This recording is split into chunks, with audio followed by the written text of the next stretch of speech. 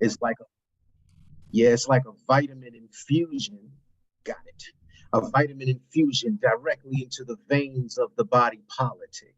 These days, the very nature of history is under attack. Teachers are under attack. Teaching is under attack.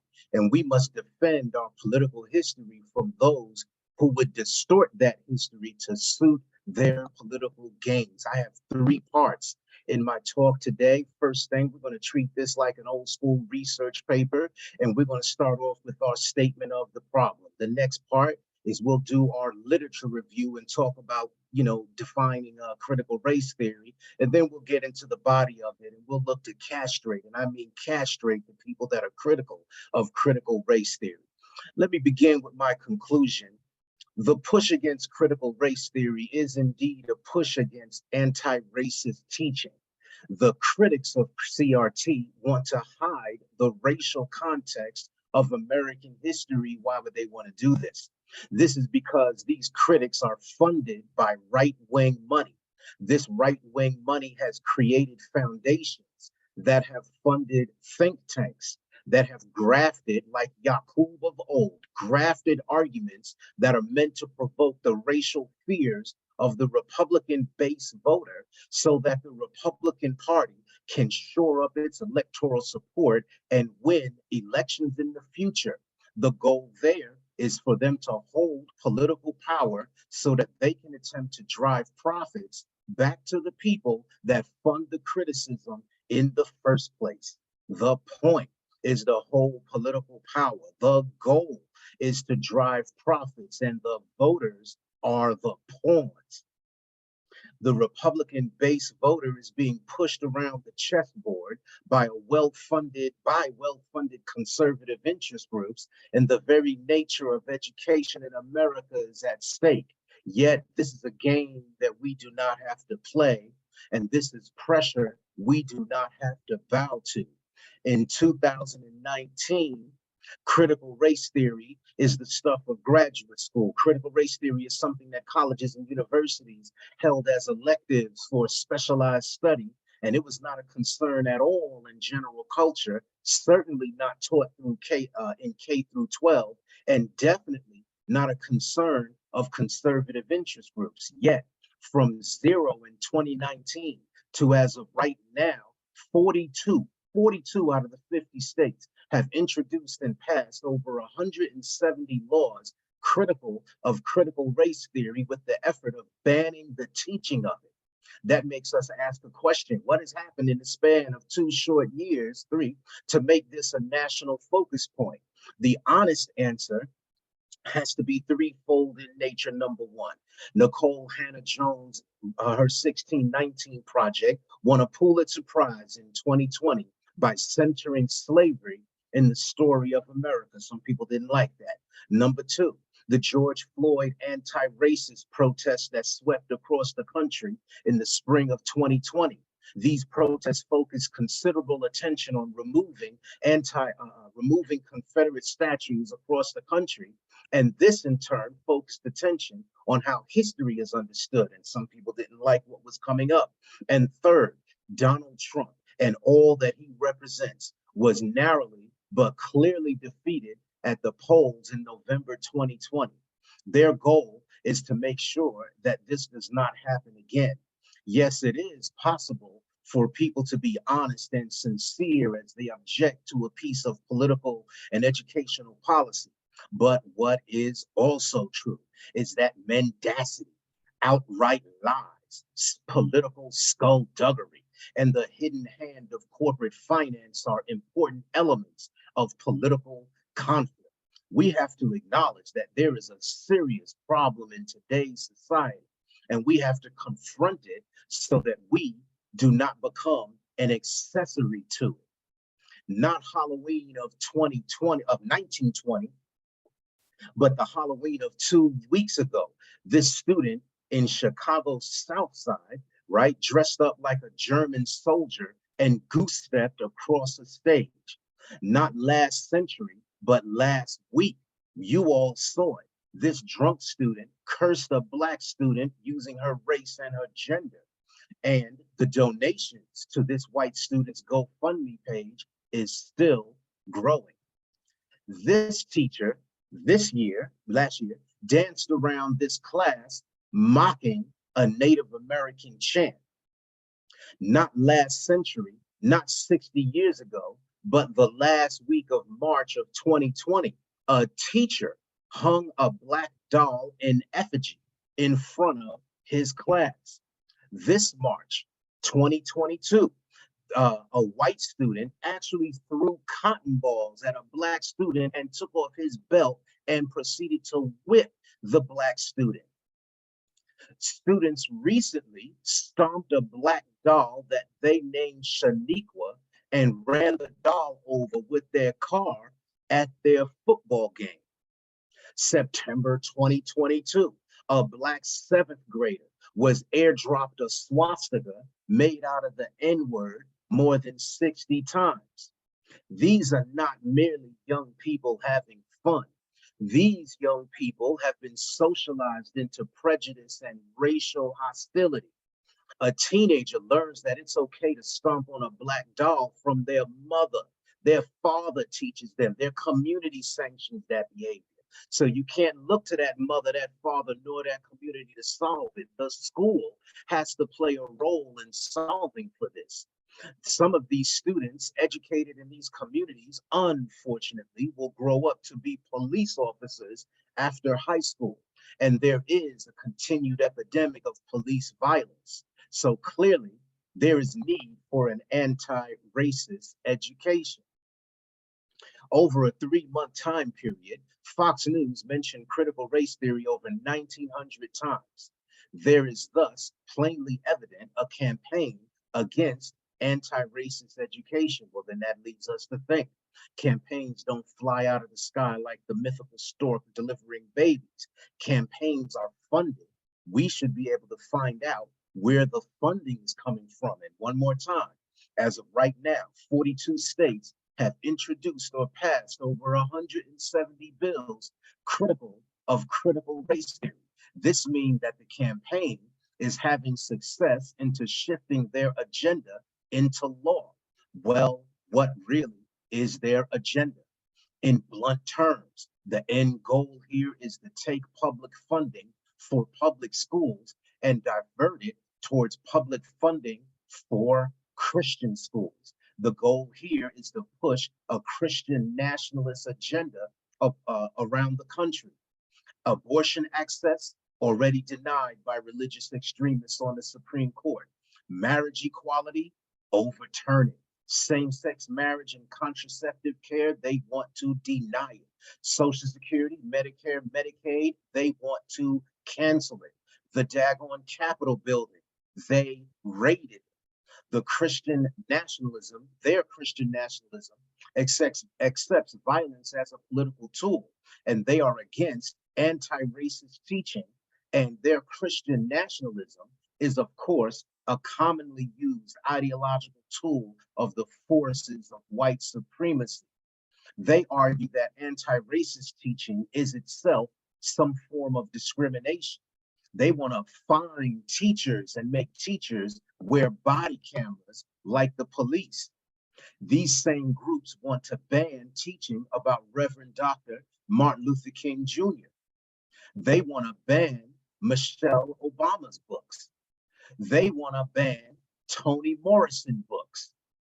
They want to ban hundreds of books. These people are actually burning books at their churches. They have set up snitch lines to report on teachers. Right now, teachers are actively being de-licensed for teaching anti-racist lectures. Teachers are being fired. Teachers are being issued death threats. School districts have actually begun hiring police and National Guard replete with their guns as substitute teachers. The Texas governor wants to end tenure for professors that teach critical race theory. Georgia is very close to passing laws that restrict what teachers can teach under the guise of parents' rights. And now that Stacey Abrams has been defeated in the midterm election, there's a governor here who is absolutely going to sign that law. There is a straight up significantly sized movement to ban over 2,000 books under the guise of being against a critical race theory. So the continued otherization of Black people and people of color. They're hanging Black dolls in the classrooms, driving over Black dolls at football games, yelling the N-word at Black students, throwing cotton and whipping Black students in the school, banning books, burning books, body cameras on teachers to monitor their lessons, and tip lines set up to snitch on teachers, which inevitably creates a database that's presumably somebody's going to do something with. I submit to you today, there is not just a problem, but there is a big old problem. Literature review. Consider the rose. The rose is universally considered to be a beautiful flower. The famous poets and the singers of old and contemporary, they compose songs about how adorable the rose is. To be compared to a rose is to be compared to beauty itself.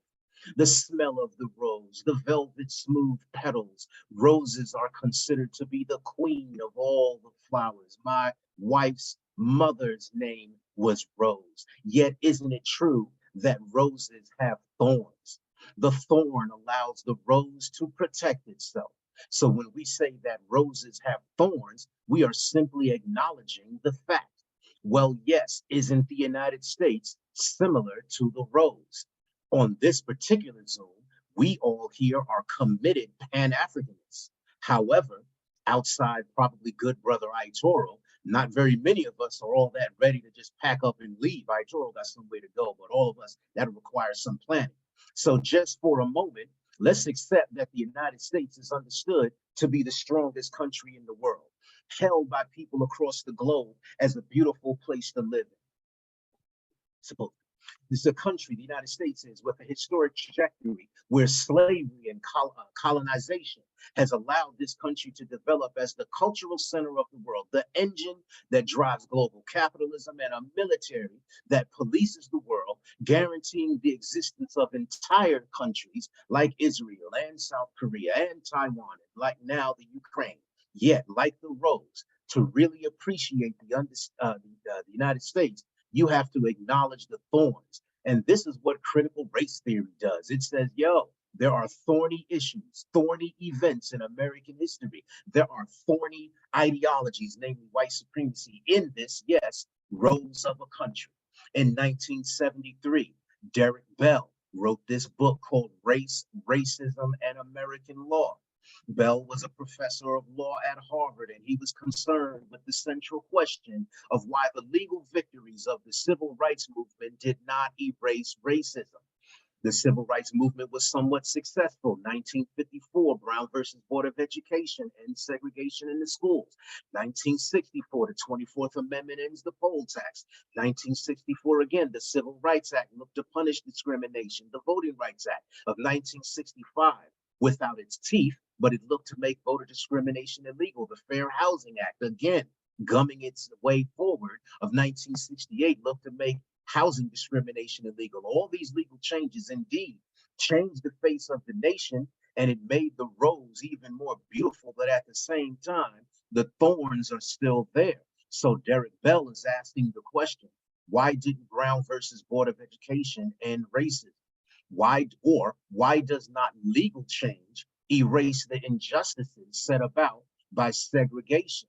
This is what critical race theory sets out to answer. Another foundational work of critical race theory is the book that Kimberly Crenshaw compiled in 1996. Kimberly Crenshaw here is a professor of law, UCLA and Columbia, and this edited book, Critical Race Theory, she's looking at how criminal justice and housing and education, how these are impacted by, yes, the thorny issues of racism and classism and sexism. From Kimberly Crenshaw, we have the notion of intersectionality as one studies institutional racism. So let's talk for a brief moment about the core issues of critical race theory. The core idea here is that race need not be the essential element that defines the differences between people, but it is certainly used this way. Critical race theory holds that race is merely a social construct, and as such, it is conditioned by the needs and the interests of the people who have the power to establish that construct in the first place. Critical race theory advances that racism is not merely the product of individual bias, nor of personal prejudices, but instead that race and racism is deeply embedded into the legal system, built into the institutions that define American life. And we need to acknowledge that this is the case to make this country a better place to live in. There are three major propositions of critical race theory. First, there is the assertion that racism is an ordinary, constant feature of the development of this country. The holding here is that racism is unfortunately ordinary. It is not aberrational, and its effects are also psychological in nature. Critical race theory acknowledges that slavery as an economic system had a psychological effect on both the slaver and the enslaved.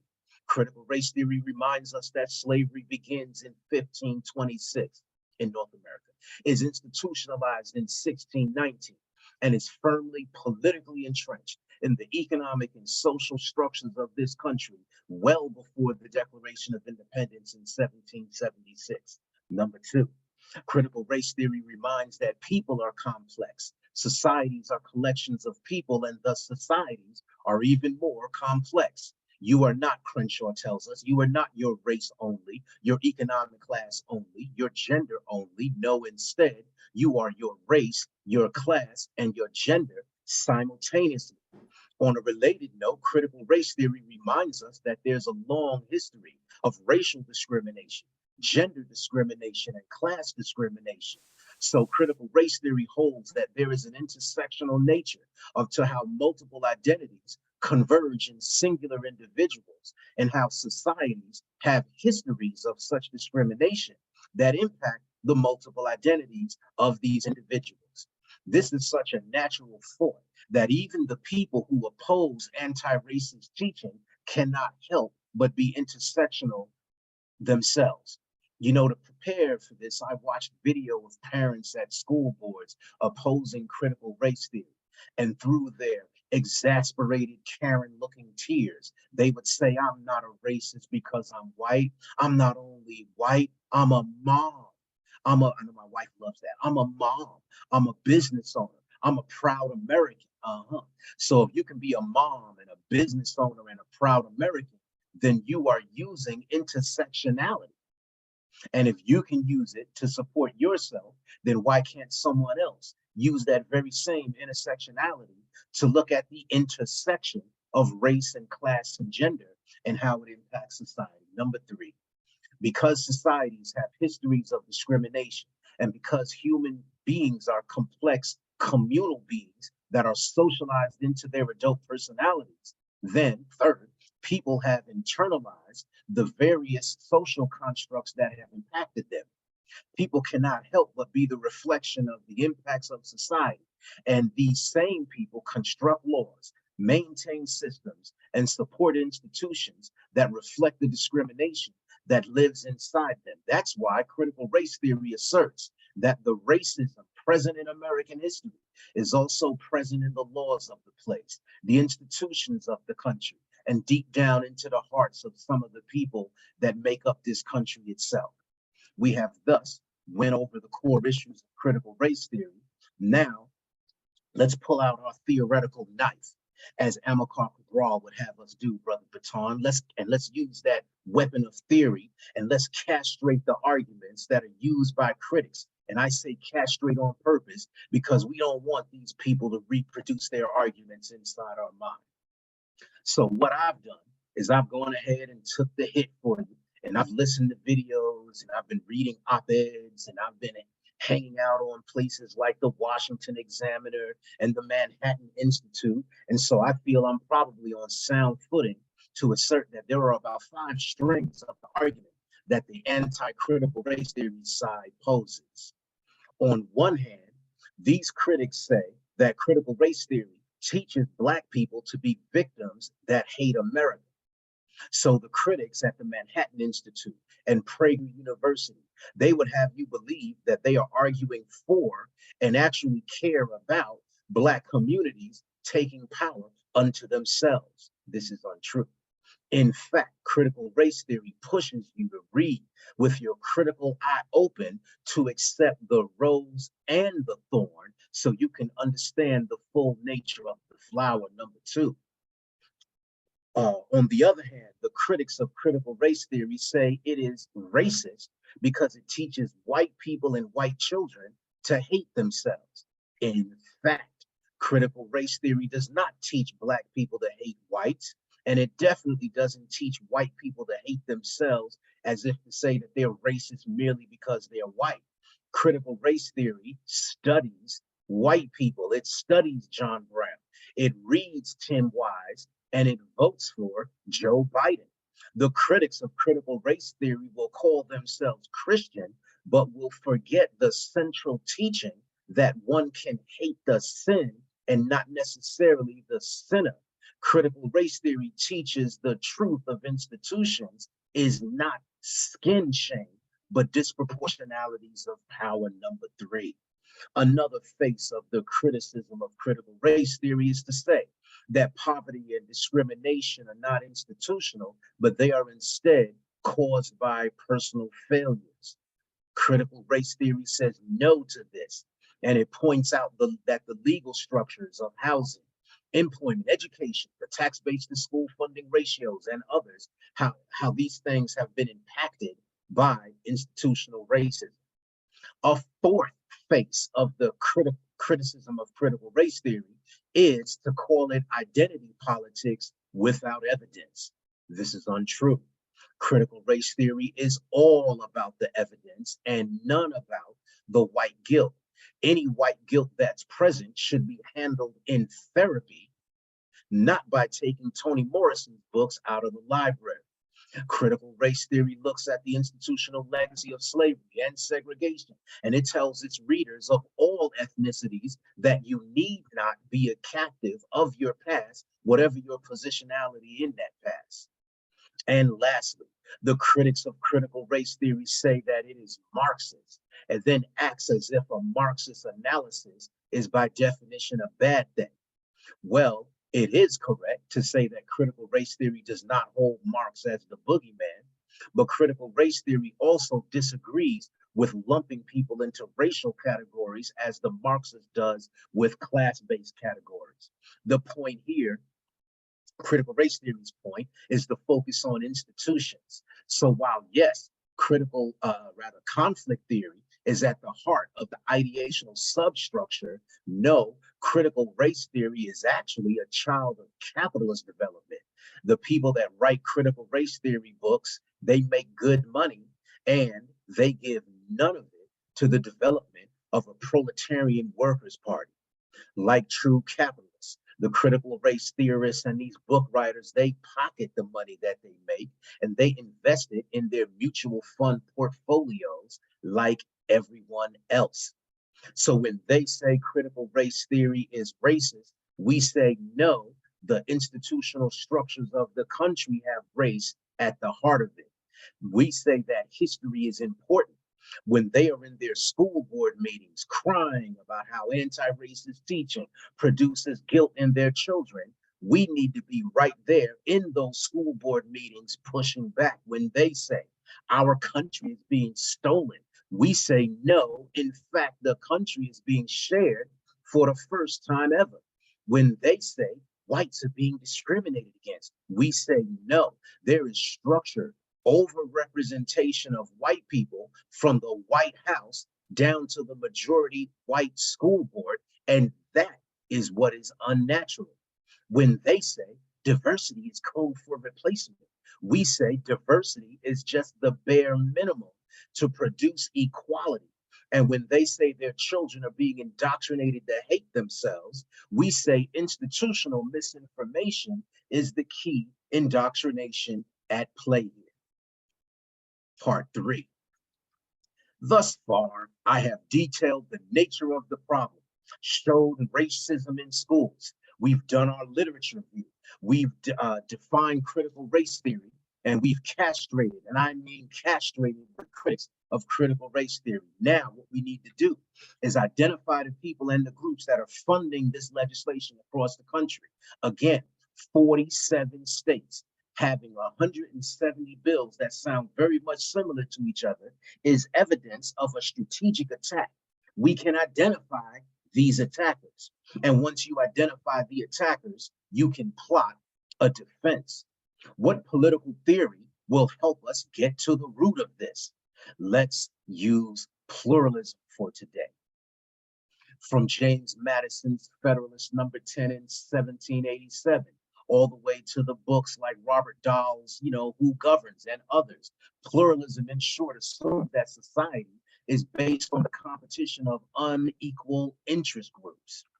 Pluralism assumes that when the competition of interest groups happen inside the government, it affects the political agenda and it results in policies and laws and Supreme Court decisions, and it influences elections. If we're going to apply pluralism to the current topic, the critics of critical race theory, then what we have to do is find two or more groups of diverging interests and then see if they're in competition with each other, and then note the policy outcome to determine who's winning and who's losing the competition. So, what are the different groups in this conflict on the direction of American education and the racial history of the United States? Let me please deploy a boxing metaphor. 1982, there's a big heavyweight boxing match between the champion, Larry Holmes, and the contender, Jerry Cooney. Larry Holmes, like anti-racist teaching, had been around for a very long time and had an established track record of teaching opponents the truth. Jerry Cooney was like the so-called parents who oppose anti-racist teaching. Jerry Cooney himself may have been an honest broker trying to make the best of his career, like the parent groups we see crying about how Toni Morrison is giving their son nightmares. But remember this, the narrative of the fight and Jerry Cooney himself was being controlled by his managers, Rappaport and Jones. Jerry Cooney was bluntly being manipulated so that this was more than just a fight between boxers. This was a fight between the races, as ticket buyers wanted the great white hope to defeat a longtime Black champion. So, our theory is pluralism. Our metaphor is a boxing match. If I'm justified in my Jerry Cooney comparison, then what I need to do next is show who's behind the scenes pulling Jerry Cooney's strings, or what are the groups behind the scenes emboldening conservatives in 42 states to use over 170 bills to try to make it illegal to teach the racial history of the United States. This is something that we can do. Let me bring to your attention some investigative reporting done by a few groups, right? ProPublica, the journalistic group, Popular Information, and this other group called Uncope My Campus. What these folks wind up doing and what we can do is following the money, and from that trail, we can draw some inferences and maybe even arrive at some conclusions. 1973.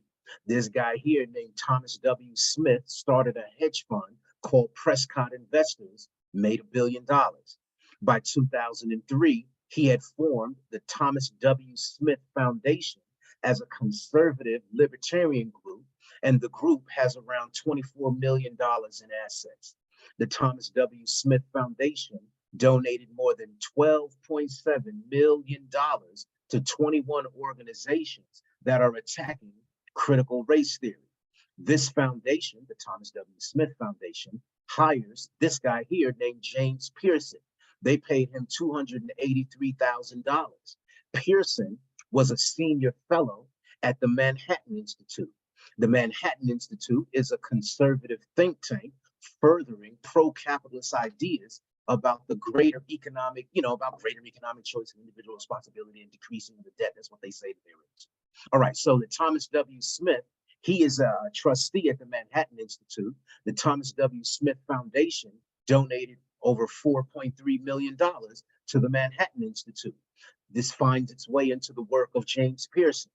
Pearson has published numerous op-eds where he opines against efforts to erase economic inequality. He has written against racial equality. He has written against immigrant rights, against classes that study women's issues, against the study of LGBTQ issues. He's written against Black studies. He's written against campus diversity. And he's actually argued that violence against women and racial bigotry are not big problems on campuses. I glanced through that stuff so you don't have to corrupt yourself by doing it. So where I'm going with this, a conservative hedge fund creates a foundation that funds a think tank that hires writers like James Pearson to opine against diversity and against anti-racist teaching. Let's introduce ourselves to another senior fellow at the conservative Manhattan Institute by the name of Christopher Rufo. This Rufo has made the rounds, prominently appearing on Tucker Carlson's Fox News show. Let's make a diversion over to Tucker Carlson. Please recall with me that last year, 2021, Tucker Carlson spent multiple nights defending a well-known white supremacist talking point called replacement theory. For Carlson, Democrats are attacking white people, and racial pride has to make whites use the Second Amendment to defend themselves. For this line of argument, Tucker Carlson and Fox News has earned the praise of Ku Klux Klan leader David Duke, and they've earned the praise of far-right white supremacist organization personalities like Charlie Kirk and the Proud Boys and the Three Percenters and the Oath Keepers and so on. On Tucker Carlson's show, Charlie Kirk and Christopher Rufo, they were joined on air by Trump administration officials like senior White House policy advisor Stephen Miller, who himself has a history of racist commentary that was revealed in his leaked emails. So when we say that the Manhattan Institute's Christopher Rufo has gone to Fox News to push the campaign against critical race theory, what I really mean to say is that he has gone down into the bosom of mainstream white supremacy to argue against critical race theory. And Christopher Rufo is real clear about the goals of his campaign. Read his tweets. He talks about freezing the brand of critical race theory, driving up negative perceptions. When somebody hears critical race theory, he hopes to have recodified it to annex a range of cultural constructions that are unpopular with his brand of Americans. Christopher Rufo here is quite clear, talking about he wants parents to have the right to know what's being taught their children, and that's being used as what he calls an irrefutable moral argument, which is ultimately just lining up opposition to anti-racist teaching. So this is what we're saying. The Thomas W. Smith Foundation donated more than $500,000 to the conservative Heritage Foundation. The Heritage Foundation creates resources and crafts model legislation for states to reject critical race theory. The Heritage Foundation on their webpage there has a tracker to watch critical race theory state by state, and they've compiled a list of talking points, which I just dissected earlier, so that their adherents can argue critical race theory down. Further still, the Thomas W. Smith Foundation has donated more than $425,000 to the Conservative American Legislative Exchange Council, or ALEC. And ALEC hosts webinars with the Heritage Foundation, arguing that critical race theory is itself racist. This is the pattern we need to acknowledge. There are multiple conservative billionaires like Charles Koch, like Robert and Rebecca Mercer, like the DeVos family. And these billionaires contribute money to donor advised funds. One of them is called Donors Trust. Here, their identities are mostly shielded from the public, and this Donors Trust contributes money to multiple groups, from the National Review to Turning Point USA to Judicial Watch, to the Federalist Society, to Prager University, and so on. And all of those groups are arguing that critical race theory is itself racist.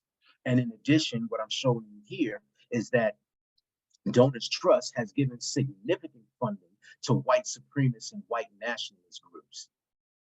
For the past 40 years or so, the Koch brothers have created a network of foundations to push hundreds of millions of dollars into their favorite conservative and libertarian causes like deregulation and the conservative judiciary and their supposed concern with small government and deficit reduction. The Charles Koch Foundation, for example, put $310,000 into the Wisconsin Institute for Liberty and Law. They also put $75,000 into this conservative think tank called the State Policy Network. Charles Koch, the billionaire, started this group to assist his philanthropy called the Stand Together Foundation. And Stand Together, along with related groups, have pushed $2.7 million into the American Legislative Exchange Council. And ALEC, as I previously mentioned, receives also funding from Thomas W. Smith's Foundation to help produce the model legislation that Republican state lawmakers use all across the country, 42 states, 170 laws, to try and ban critical race theory in schools. The connections are clear once you follow the money. Show me the money. For example, the Koch Foundation created a political action committee called Americans for Prosperity Action. Americans for Prosperity, in part, funds the PAC Freedom Partners. Freedom Partners spent $9.7 million to support the re-election of North Carolina Republican Senator Thom Tillis. And what is Thom Tillis doing with the backing that he received from the Koch Foundation? Ultimately, he's using his time to introduce legislation to ban the 1619 Project so that K through 12 students don't read Malcolm X speeches. So the argument I am progressing is this: billionaire and wealthy individuals create foundations to support their ideological agenda. These foundations create interest groups. These interest groups use political action committees to create model legislation. They fund campaigns, they hire think tanks, and they also hire and support activists to create some kind of a media storm to act as if critical race theory is somehow racist. What's at the heart of this?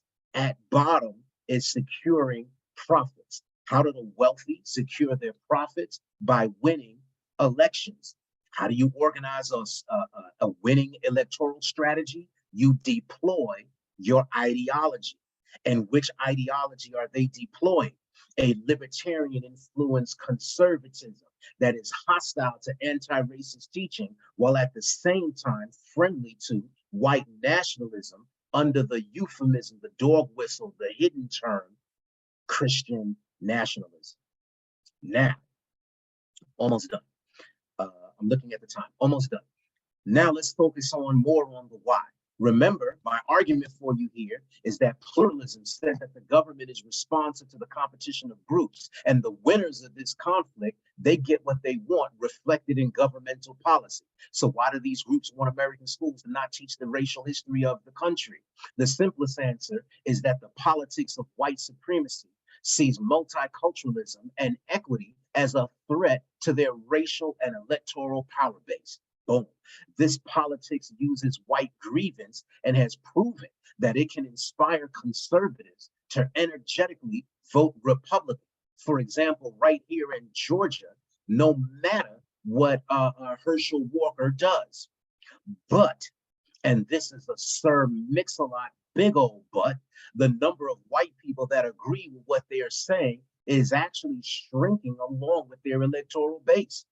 The number of white people who think that teaching Rosa Parks is racist is actually shrinking. And the critics of critical race theory, they're looking at the same numbers that we are, and they see that while the share of the white electorate is declining and declining somewhat fast, the number of potential people that agree with the Republican Party's tilt towards white supremacist replacement theory style talking points, that's declining as well. As I previously stated, these old Ku Klux Klan talking points are being trafficked on Fox News, OAN, Newsmax, people like Ann Coulter, Laura Ingraham, Janine Pirro, Tucker Carlson. The 2020 election saw the Trump campaign and MAGAism lose in general, not necessarily rejected, let's be clear, but just lost. Less young people voted for Donald Trump in 2020 than did in 2016. And what we saw from the midterm elections last week, that more young people introduced into the electoral base actually drives up support for the Democratic Party. And it is the Democratic Party that is pushing against, not all, but some people in the Democratic Party that are pushing against these people who are critical of critical race theory.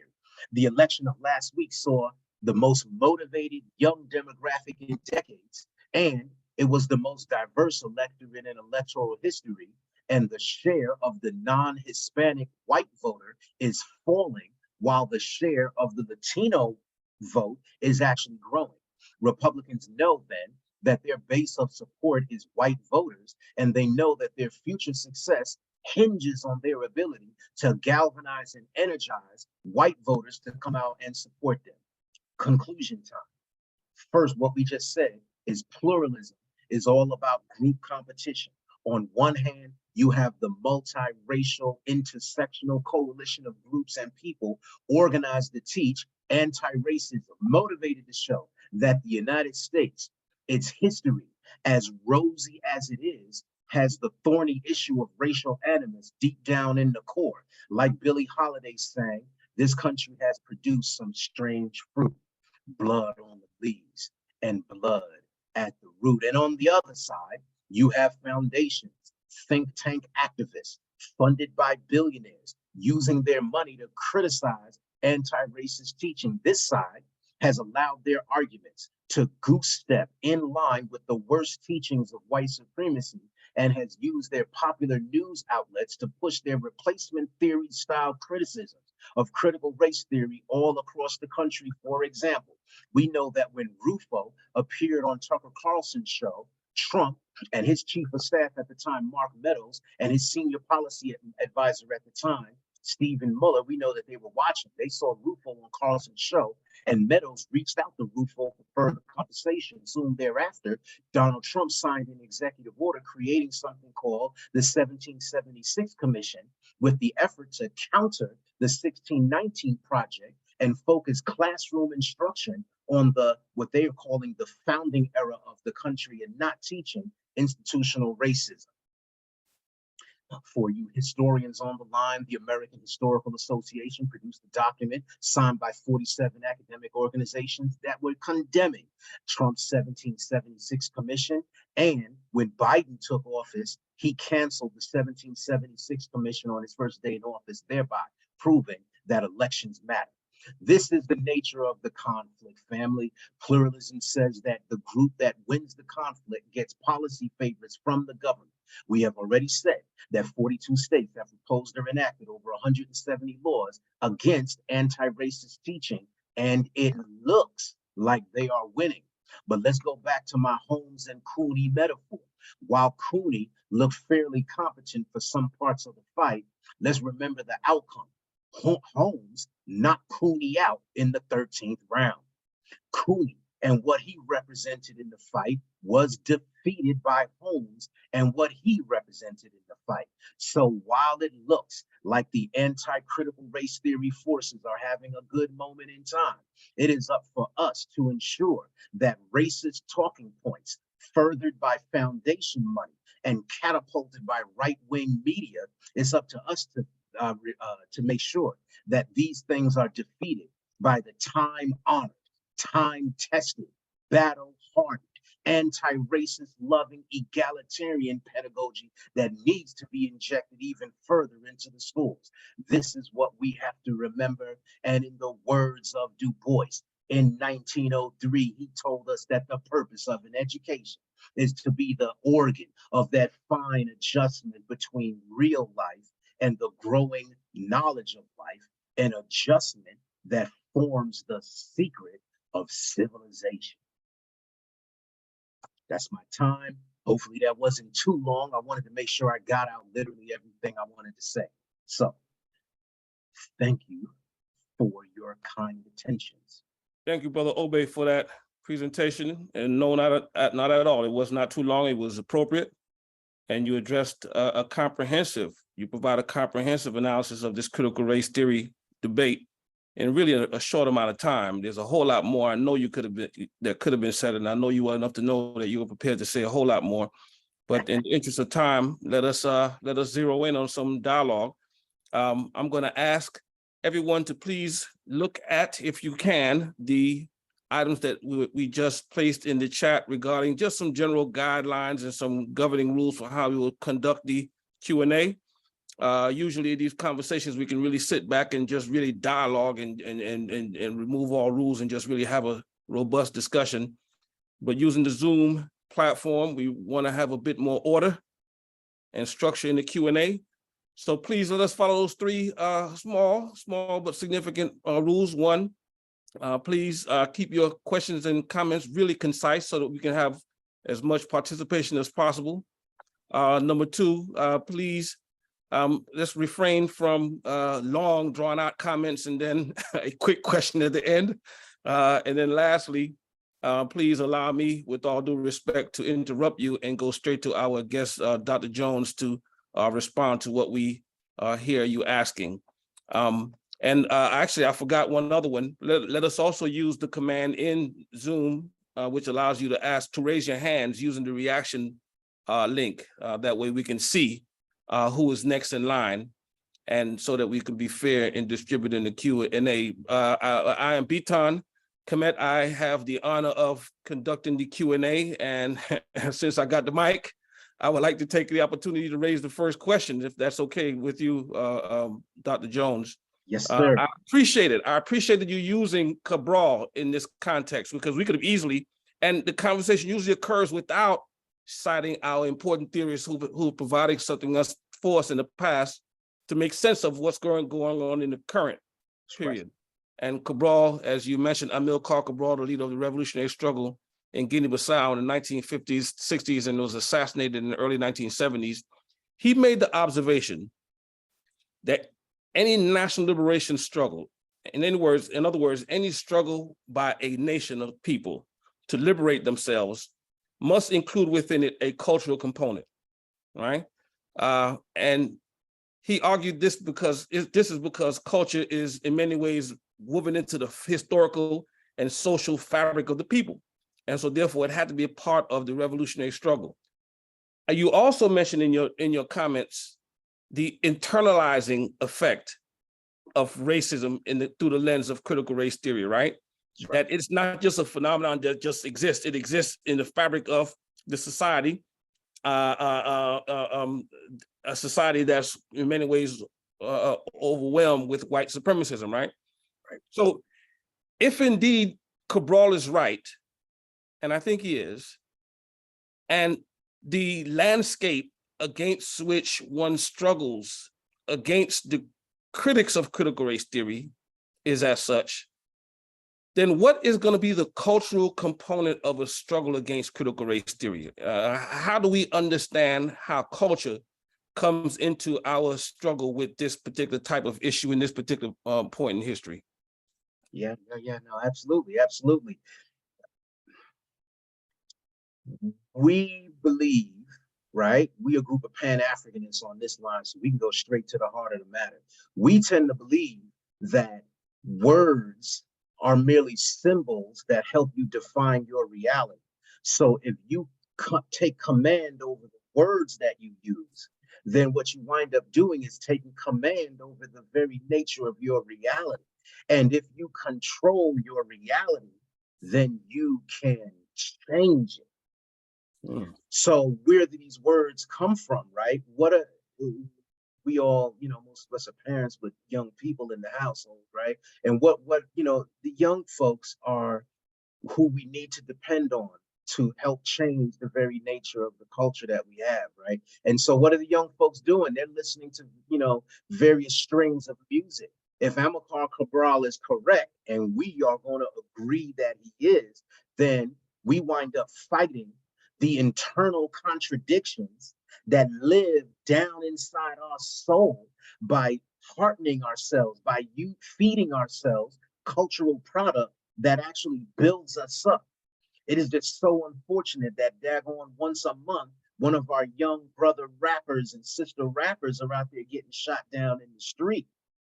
Amilcar Cabral told us, I'm getting on to it, right? Amilcar Cabral told us that no matter how hot the water from your well, it is not going to cook your rice. So in order for you to change your mindset, you have to really investigate and do something on purpose in order to change that mindset. And the culture that surrounds popular music and popular movies, that has to be important. And then let me plug, because we're on the moment, right? We, Kemet, is getting ready to have a discussion about the movie Black Panther, Wakanda Forever, right? Wakanda Forever. And we're going to engage in that conversation about the cultural artifacts and how we change our mind. Hopefully that was a good answer. Wonderful answer. Wonderful answer. Okay. Let us open it up for the Q&A. I see that we have Brother Johnny Kazi with a question. Baba Kazi, please. Yeah, thank you very much, Baba Obe. This is coming from a place of frustration, and so please bear with me. Yes, sir. Our answer to Republican conservatism is the Democratic Party. And for the last 20 plus years, since Jesse Jackson, the the Democratic Party have been selling Black people short. I understand short term, we need to continue with the, with the Democratic Party. But what do we do long term? A third party, voting in blocks. So yeah, that's my question. My question is, what can we do besides being, excuse my language, suckers to the Democratic Party? What can we do as African people not to get punked by the Democratic Party? I like the way you said that, good brother Kazi. That's exactly the case, right? Malcolm X, ballot or the bullet speech. He said, you are being a political chump when you throw all your support to one political party, and then that political party takes its time before it gives services to you. From Malcolm X, what I do in that class, right, Brother Baton, right, Black Political Experience, we put that T. Thomas Fortune on him, right? And 100 years earlier, T. Thomas Fortune is telling us that you cannot be wedded to the political party without chasing your agenda. Your agenda has to be the main thing that you're focused with. The generation of whatever you believe to be the Black political agenda, where you proceed from your political rationality. Political rationality means you know what's in your best interest, and then you act politically or vote in line with that best interest. Now, that could mean that we form third party politics, we support third party candidates, we put pressure on both the major political parties to do the things that we want. However, at the same time, we have to acknowledge that this is a two-party political system, and the Republican Party have thrown themselves head over heels into the politics of white supremacy, replacement theory, and the whole 9 yards. So because Black people are part of the system, we can't escape participating in elections. If Black people don't participate, the Republicans control the House. The Republicans would have controlled the Senate this past midterm. And what was the first thing on their agenda? Taking Medicare, Medicaid, and Social Security out of the hands of our elders, right? We know that's what they wanted to do. Kevin McCarthy, these folks literally put out position papers saying this is what they wanted to do. So, we have to be consistent about our concern for our Black political agenda, while we do wind up supporting the Democratic Party, putting our people inside the political party to proceed from that agenda. Before we go to the next question, I want to build on a bit of what Brother Kazi was getting at there, and I appreciate your response. You made me think about, and you mentioned it, I think you mentioned the title, white nationalism, right? And I'm thinking about Nana Ronald Walter's book, White Nationalism. And he, as you did, he mapped out the institutionalization of this white supremacism, right? And how it's connected through various links and institutions. And I thought that one of the strengths of your presentation was that you did the same thing very effectively and brought it up to date. Must there be, and I think I'm kind of throwing you a softball here, but I don't mean to, but must there be, in the spirit of Brother Kazi's question, a Black African response to this problem that's not just couched in terms of voting as a practice, but in terms of building these institutions and linkages in ways that counter what is supporting this attack on critical race theory, right? In other words, how do we see a Black response politically captured in these types of institutional strategies that you lay out to be a part of the critical race theory discussion?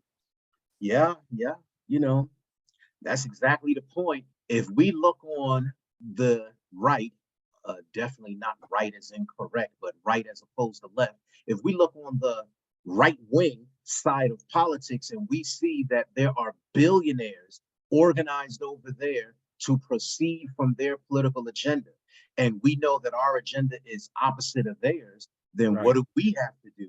We have to move the billionaires that we have in our community in order to support our agenda. That we kind of take that, what's a good word for it? It is plainly evident. It is true without question. It is 100,000% true that we must proceed from our own political agenda, right? We have to generate a political agenda, a set of things that we as Black folks put our head together and say, this is what we think, this is what we need to do. We're going to find that our political agenda is going to move us into conflict proper with the people that are out there arguing, for example, that teaching about Martin Luther King Jr. and the Montgomery bus boycott is somehow putting white guilt into the minds of children, and they shouldn't be made to feel guilty merely because they're white. No, that's something to fight against. There's something critical and really wrong with that, right? We saw that woman said that her son was getting nightmares when he read Toni Morrison's Beloved. Two things. Number one, acting as if a nightmare about your people's history and slavery is a bad thing. You should have nightmares. That should make you roll over. What? Yeah, you should feel uncomfortable behind that. But then secondly, yeah, that story wasn't even true, right? Because her son was, this kid was like 20-something years old at the time. She was working for a Koch-funded think tank, the whole 9 yards. So, no, we absolutely have to proceed from our agenda points. Yeah, we have to blame Brother Kazi for asking that political question and allowing us political scientists to jump into the conversation, right? So we'll shift now to Brother Yafeu. Brother Yafeu, please ask your question, brother. Yes, sir. Yeah, can somebody speak to how maybe Kemet came about? I know that was addressed early on, or maybe even how ASIC came about, because I think in answering those questions, it'll show us being self-determined and how we pull together and come up with solutions for some of the problems that we need to address now. Yeah, that'd be my pleasure, Brother Yafeu, shining on us. Manning Marable, right? Manning Marable once said that to transform an oppressed community's political behavior, one must first begin with the reconstruction of our civic and our cultural imagination. If you're going to change your condition, you have to change what you think is possible. You have to change your imagination. In 1988, the Brotherhood of Kemet and the Sistren, Aset, and African Sisterhood were founded on the notion that the names that we call ourselves are really important because they are indicative of our imagination. Not to say that we have beef or major problems with the folks that are on the, what do you call it, the Pan-Hellenic Council and the Divine Nine and whatnot. We love Black people, so we love them and we work with them and we have family with them and, we live together. Let's be clear, right? But at the same time, we existed as a set of folks on campuses that said, we're not going to call ourselves that. We're going to reimagine something different so that we can push forward in a different way on our political future. So we're not going to call ourselves what those people call themselves. We're going to call ourselves Kemet. We're going to say that we come from the land of the Blacks. And when Sheikh Anta Diop in Civilization of Barbarism said, Egypt is to Africa like Greece is to the whole of Western culture, we said, all we really need to do then is build up our own stuff, And so that's appropriately the point, Brother Yah. I appreciate you for that. What you think about that, Brother Baton? That makes sense? Makes clear sense. And what it forces us to reckon with is that, through the example of Asar, Aset, and Kemet, we hold the answer to this critical race theory riddle in our hands. Of course, in the context of American politics, we have to get down with other groups, or maybe vice versa, other groups will come in and join with us as we move. And I think we saw that in 2020, right? But certainly when we demonstrate the capacity to think for ourselves and recreate our understanding of our situation and build accordingly, we can have an effect on these kind of issues. And I think that's an important point because we could become defeatists in this, right? Throw up our hands and say, look, how can we fight this? All right, let's open back up for other questions. I'm not seeing, unless I'm missing someone, please, brothers, please let me know if I'm missing someone's hand. And if not, I have another question. I have a series of questions that I would ask. Let me push forward and ask one other question, and we'll wait for someone else to join in. Baba Obey, you also mentioned in the going back to the whole discussion about the how did you frame it? You used the metaphor of Cooney and Holmes. That's right. I remember that fight. I guess I'm dating myself. I hated that you actually gave the date of the fight because you made me reflect back and I remember that fight very well. Is it accurate though to say that white America sees itself similarly in that kind of fight with everyone else, certainly with African people, but with everyone else, which explains the emergence of critical race theory as a part of a long history of fight? Because my point is that this is not necessarily new, right? You did an excellent job of laying out the contemporary zeitgeist within which this is existing, and you were juxtaposing it to what was happening decades ago. I remember after the rebellions of the 1960s and then the Black Power expressions in the 1970s, you saw series after series or examples of the examples to the beginning of what would become conservative politics, white politics today, 50 years ago. That's right. Right. In terms of how white America and particularly the MAGA folks see themselves fighting against the dwindling population growth that they're having, the shrinking of their base, the replacement of their brethren and sisters, or however they frame it. Right. How do we make sense of this critical race theory as a part of something larger that has deep historical roots? That's not necessarily something that's unfolding as we're speaking right now. Yeah, I like the metaphor of that boxing match because it showed, you have, just like Amilcar Cabral told us, man, me and you, we love that piece of work, man. That's one of the things that made grad school real important, right? And so the whole notion of peeling back what's on the surface to get to understand a thing by breaking down its constituent parts.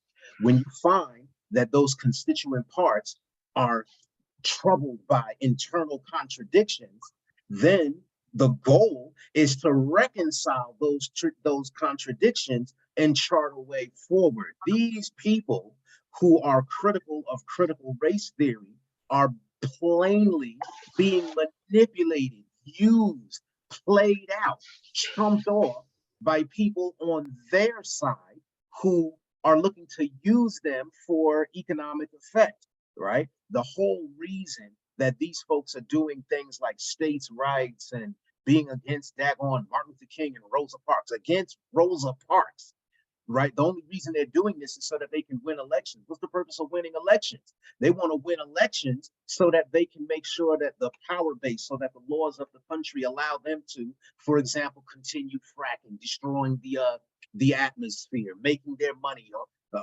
pushing things that they call so-called clean coal. That's the whole notion. So what we have to do then is continue to pull back the onion, or to even use a more tougher metaphor, because I see young Yafeus on the line. What's up, young man? Glad to see you. For young Yafeu, what we wind up needing to do, right, is pull back the curtain on them people and reveal to our side that the emperor has no clothes on.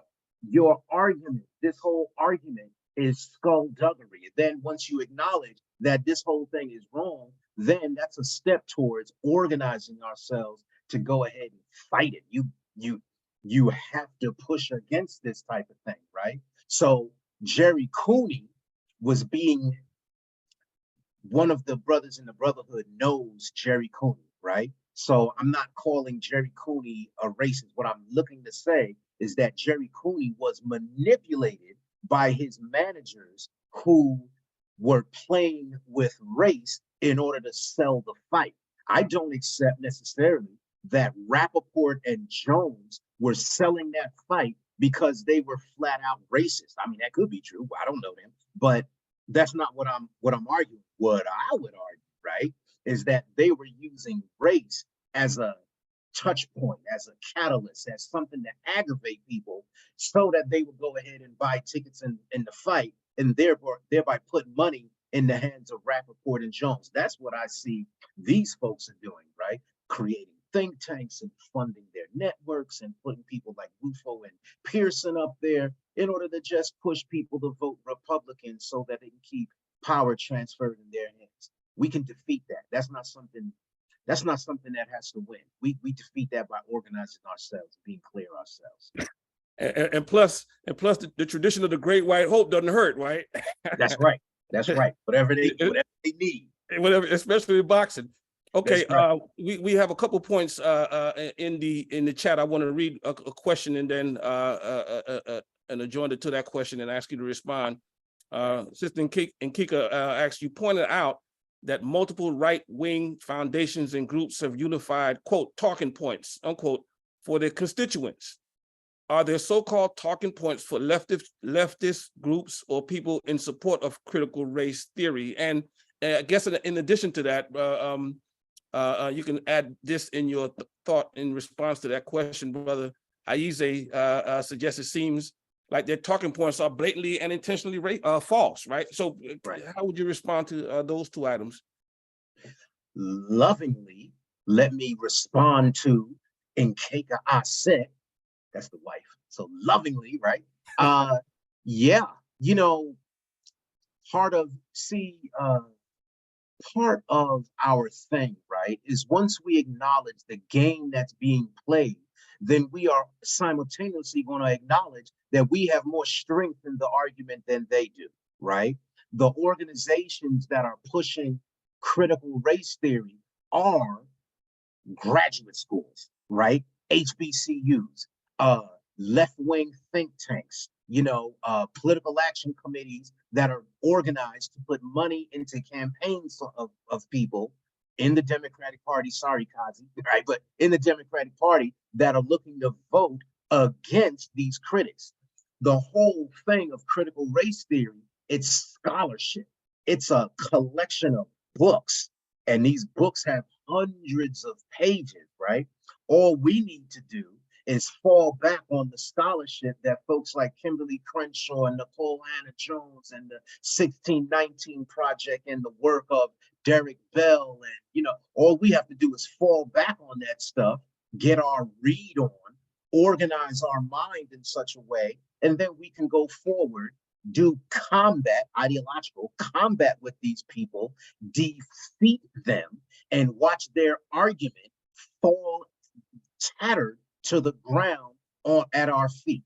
That's exactly the type of imagery I'm looking to put forward, right? I don't know if y'all know the whole story of Zorro, right? This is my sword, right? Zorro comes out and carves a Z on your chest, right? And then if he gets onto it, yeah. And then the whole clothes fall down at your feet. And then all of a sudden you realize, oh man, your chest is out. That's all we have to do, right? We look at these organizations that are pushing for, right? You know, Rock the Vote, True the Vote, Black Voters Matter, daggone Black Lives Matter. These organizations that are out there, you know, and all we have to do is depend on them, look at our scholarship, and we can fall back and, you know, we're going to win that argument. Huey P. Newton said, you know, Huey P. Newton said, why die 1,000 deaths waiting for the only one that's going to come? That means you have to just be brave enough to get to know your stuff. And once you do so, you're able to do battle and win. You're going to win. We're going to win. All you have to do is do battle about it. Yeah, beautiful to cite, brother Huey P. Newton again, right? You know, before we get away from that, you made me think of something along the lines of Aize's emphasis on falsity, right? It's interesting. What do you make of the fact that compared to all of the attacks on critical race theory, right, you'd be hard fast to find anyone truly implementing critical race theory in curricula, even in at the graduate level. It was primarily a legal doctrine that circulated at the level of law schools, but the kind of attack on it is inconsistent with the lack of its institutionalization in education. How do you, am I right about that? And if so, how do you make sense of that in terms of what we're struggling against here? Yeah, I think that's mostly true.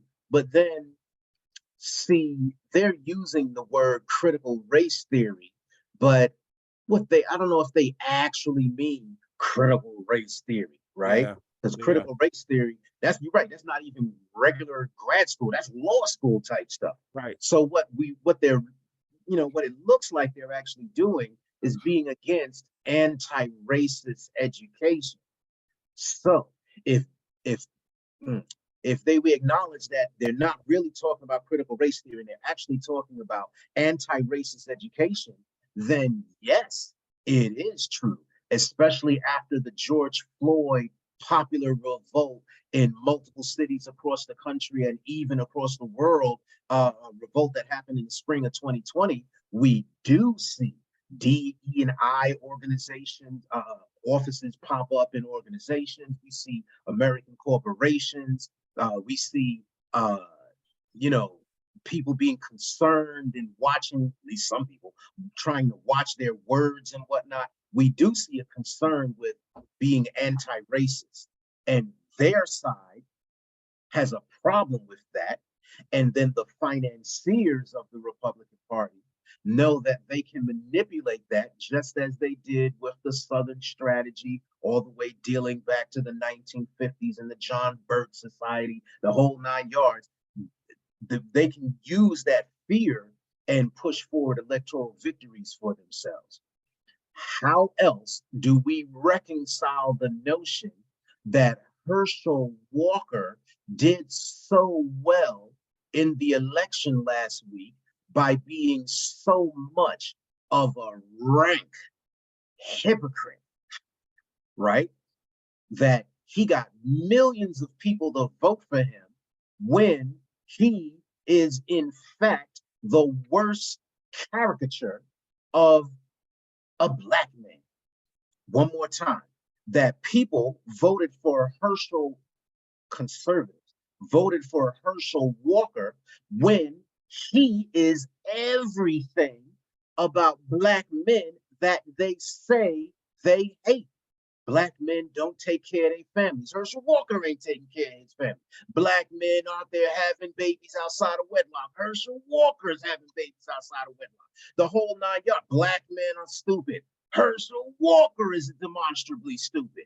How do we reconcile the fact that they're doing this? Because it's specifically because they're looking to push electoral victories, and it doesn't really matter to them, like Aize said, that their whole argument is predicated on a series of falsehoods, blatantly and intentionally skullduggery and lies. Indeed, indeed. And speaking of Brother Aize, let's go back to our dear brother. He raises another important sequence of points here. He makes the point that it seems to me, Brother Aize, that we have some hard truths. 3 of them that we should consider. 1, accept their fabricated lies and hope that they'll treat us nice. Number 2, reject it and get arms and hope we can withstand their onslaught. Or number 3, we look to organize ourselves to relocate away from their lies. I'm not sure there's a question there. I would like for you to respond to that if you want to, but I do want to. Yeah, well, go ahead. I was looking for another question in the chat, but while I queue it up, you should go ahead and respond to Brother Aize. Folks, we're so glad that you joined us, because the fact that you joined us here, that means you know a little something about Kemet, and you know that there's brothers in the brotherhood. With that number 2 option there, ain't nobody scared, son. You know what I mean? They got guns.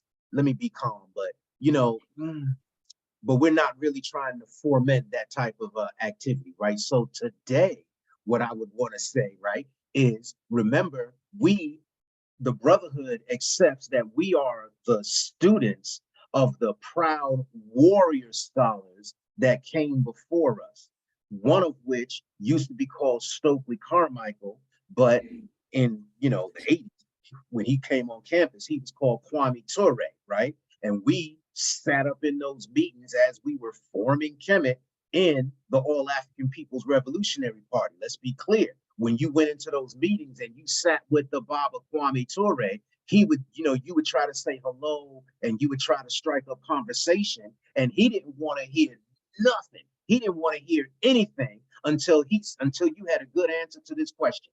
You would say, "Hello, Baba, glad to meet you. I'm so glad to be here." It's like, "Okay, nice to meet you too. Where's your organization? Where's your organization? Where is your organization?" Kwame Ture or Stokely Carmichael then tells us, if you are not organized, you cannot affect anything. There's nothing that you can do that you're going to change by yourself. Martin Luther King Jr. was not Malcolm. Marcus Garvey. These folks are not by themselves. They are the scions, the symbols of larger movements of Black folks. And so that presupposes that we have to organize ourselves, while at the same time we prepare for option number 2. Yeah, he made both points to the very end, to the bitter end of his powerful and long life. Brother Toro chimed in with an important observation that I think you should also reflect on and share some thoughts on. He points out that we can't care about what anyone else thinks we should teach our children and families. Whites are trying to erase Africans from the planet, especially now that slavery is over. It's a very interesting point there. We should maintain our own institutions and not care what they think. So how do we respond to this problem of critical race theory through that kind of approach, which I think is very important? That's right. We have to put our money where our mouth is and support Black businesses like African Jale, right? That brother, I don't even know if I tell him this often, but I'm all the time proud of Brother Aitoro, man. That brother goes to the continent, makes his connections. Yo, the race war kicks off. I'm going with you know what I mean? Because he got somewhere to go in daggone Ghana or daggone Senegal. All right, I'm serious about that, but to be more to the point, we have to support our organizations now. And you're right, we have to grow our own institutions, and we have to educate our own children, and we have to do things like put, money into our own community-based organizations. And this is not a group of people that we have to beat over the head with this. My little sister is on the line here. That's Sister Imani there, right? We know that Sister Imani, my little sister, put my nephew Zaki in community-based schooling, just like we did with our kids, just like many of us are doing with our own kids, right? And that's the type of thing that you give them a foundation. Remember, Manny Marable said we have to change our mental state in order to change ourselves from a repressed physical condition. One way you do that is you absolutely have to educate your own kids. You depend on these schools, especially in daggone Georgia, to educate your children. They're not going to know who Martin Luther King Jr. is because they're trying to take him out of the daggone class. So as you can tell, in any conversation like this, the thoughts keep flowing and the questions and the comments are coming hard and fast, but we unfortunately are getting close to the end of our conversation tonight. And so I will like to just give word to Brother Kwezu's point. We won't respond to it in the interest of time, but certainly we need to make that distinction between, you know, physical realities of struggle and ideological struggles, right? And be able to situate them where they belong and when they should be engaged. We thank everyone so much for joining us for this conversation. As you heard mentioned previously, we are going to have an important conversation following this one. Next panel will discuss Black Panther. As some of us have been paying attention to, of course, the sequel is been released, right? The sequel is out now, or at least it's going to be starting soon, and it's already raising questions and issues and controversy. And so we will, I'm sure, have enough substance for a ripe and very thoughtful conversation on that topic. I'm going to now stop and say again, thank you everyone for allowing me to moderate this conversation, at least the Q&A, and I'll turn it over now to Brother Nantambu to close us out. Once again, we'd like to thank all of you for joining the Brotherhood of Kemet this evening. And as Brother Biton mentioned, we will have a panel discussion on the Black Panther film, the recent iteration of Black Panther. And just to remind everyone that KMTspeaks is a series, so there will be further installments, and we'll get that information out to you when you can expect to see another one. Generally speaking, we look to do it at least once a month, but we'll be more specific with dates, links, and details. So again, thank you. And to our esteemed brother, Obey Shabaka, for leading the conversation this evening, we'd like to extend a thank you. And we also like to shout out the Sisterhood of Aset, who always has our backs. Couldn't be where we are without the Sisters of Aset. So I want to acknowledge all of them that are in the chat, and as well as all of those who travel with us in spiritual solidarity. So again, thank you all for coming, and we look forward to seeing you again on the next KMTspeaks. Peace. Thank you.